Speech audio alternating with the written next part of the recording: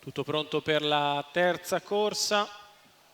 Ci sono in pista i puledri di 2 anni, cavalli con poca esperienza al via, e sono in 10 dietro le ali dell'autostart.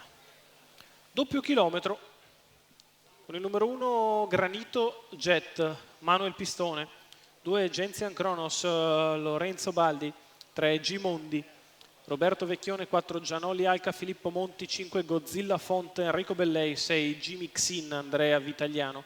In seconda fila Joe Gitti, François Conigliaro, Gran Bella Fi, Salvatore Valentino, Louis Hancock, Andrea Faronfi, Gaias Live, Roberto D'Alessandro. Autostart che inizia ad accelerare, entra sulla retta opposta alle tribune e si prepara al lancio. Sono partiti con gran lotta per il comando, in diversi a fare partenza.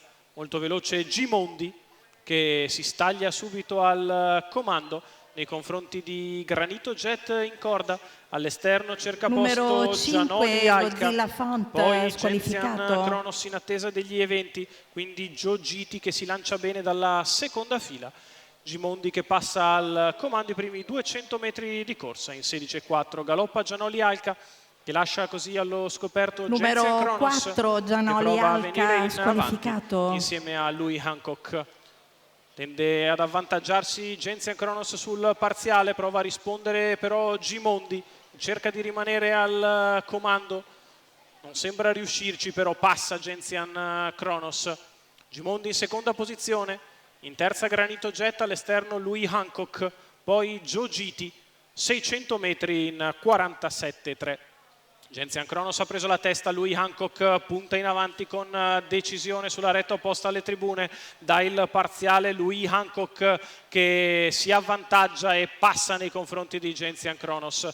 800 in 1-2-4 per Louis Hancock che dalla seconda fila è riuscito ad andare a sfondare al comando dopo 800 metri ed è in vantaggio a metà gara il chilometro da parte del battistrada in 1,18,6. Louis Hancock al comando, seconda posizione per Genzian Kronos, la terza per Gimondi, poi Granito Jet e Joe Gitti, gli altri più indietro con Gaias Life che prova a puntare in avanti. Davanti alle tribune una frazione in 16, 1,34,6, 1200 metri di gara. Genzian Kronos tende già a spostare dai birilli per provare a tornare su Louis Hancock, anticipando le mosse di Gimondi. La curva intanto se ne va ancora comoda in 16,1. In vantaggio sempre Louis Hancock.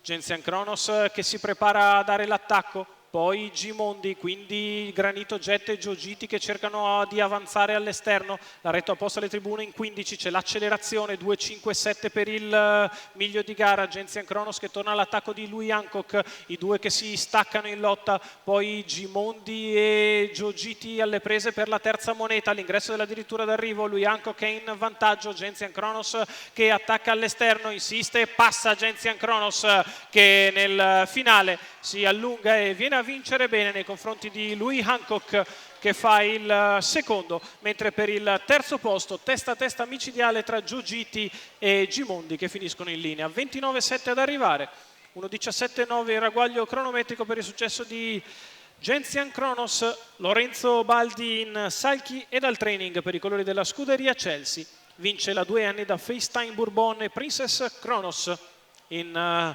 bello stile. Rivediamo nelle immagini questa bella erede di FaceTime Bourbon di allevamento italo-svedese. Ovviamente la sigla è Kronos ma la registrazione è svedese. Il secondo posto per Louis Hancock, anche lui estero, puledro danese, mentre per il terzo micidiale la fotografia tra Joe Gitti e Gimondi, finiti perfettamente apparigliati. Forse Joe Gitti all'esterno è riuscito a sopravanzare Gimondi.